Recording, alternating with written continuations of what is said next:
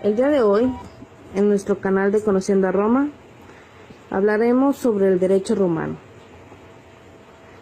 La definición de derecho romano: el término se designa en el ordenamiento jurídico que regió a las ciudades de la antigua Roma, en un espectro histórico cuyo el punto de partida se sitúa al par de la fundación de Roma en el año 753 a.C., y que se extiende hasta mediados del siglo VI después de Cristo. En esta época tuvo lugar la labor compiladora del emperador Justiniano I, que desde el Renacimiento se conoció con el nombre de Corpus Ius Civilis. El corpus es sin duda el texto legal más influyente de la historia de la humanidad, pues es la base del derecho de gran cantidad de países de todo el mundo. El derecho romano se divide a grandes rasgos en derecho público y en derecho privado, igual que el derecho contemporáneo. Asimismo, las ramas del derecho actual, como el derecho penal, el derecho tributario o el derecho administrativo, que existieron en la antigua Roma. Se puede dividir en los siguientes periodos. El primer periodo, que es la monarquía, que abarca del siglo VIII a.C., desde la fundación de Roma, hasta la expulsión de Roma del rey de Tarquino el Soberbio en el año 509 a.C. Ahí continuamos con el segundo periodo, que es la República Romana, que empieza desde el año 509 a.C., en los años 451 y 450 a.C., se publica la Ley de las 12 Tablas, que contribuye a la base del derecho romano republicano. En esta época, el Estado se basa en el equilibrio de poderes. Así, los magistrados son elegidos democráticamente por los hombres líderes de las asambleas populares, que además aprueban las leyes. Los magistrados ejercían las funciones que les son asignadas, mientras que en el Senado se encargaban de dictar resoluciones llamadas consultos, que es la práctica tenía fuerza de la ley. La crisis política que atraviesa Roma en el siglo I a.C.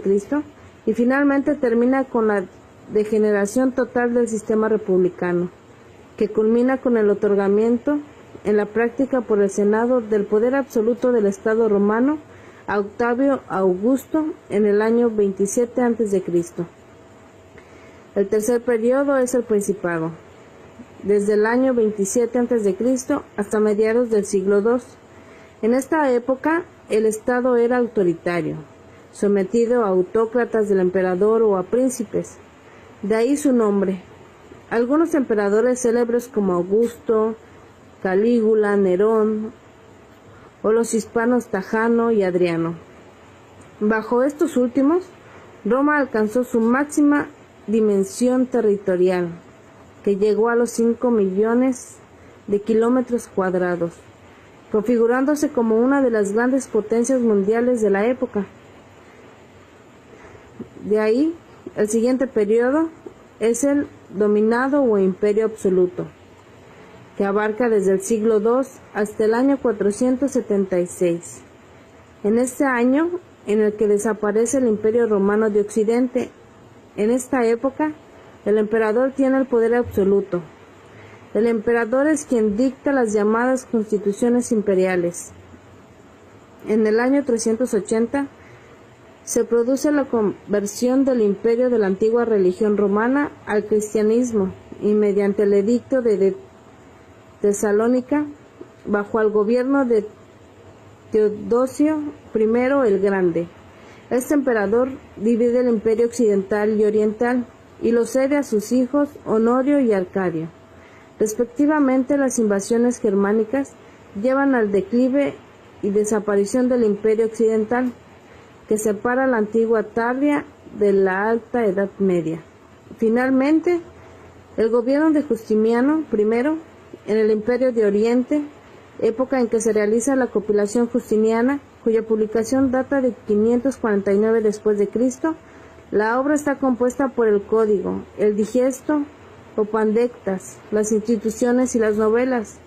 La compilación de esta base del derecho romano, y gracias a esos textos jurídicos de juristas romanos, de grandes técnicas jurídicas y valor histórico hasta lograr su conservados, los textos del corpus han sido trabajados por juristas desde su publicación hasta la actualidad, con capital de Bizancio, luego Constantinopla y actualmente en Estambul. Conquistó toda Italia, la costa del norte de África y el sureste de Hispania. Tras la muerte de Justiniano, paulativamente el Estado pierde gran parte de esos territorios y se le suele denominar como el término distinto Imperio Bizantico, pues el imperio va a transformarse en un Estado propiamente medieval.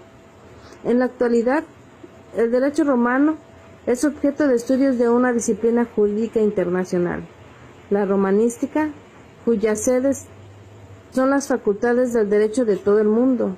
En virtud de este carácter internacional, el derecho romano se cultiva en varios idiomas, el italiano, seguido por el alemán y el español. Hasta la mitad del siglo XX hubo importantes contribuciones del francés, pero en la actualidad esta situación ha variado a la baja. El inglés es un idioma de un minoritario en el cultivo de la disciplina, aunque se acepta como idioma científico en la mayoría de las publicaciones. El español se consideró como idioma científico de esta disciplina y a partir de la segunda mitad del siglo XX, gracias a la altura científica que alcanzó el romanismo español, comandada por Álvaro Dort y continuado por sus discípulos.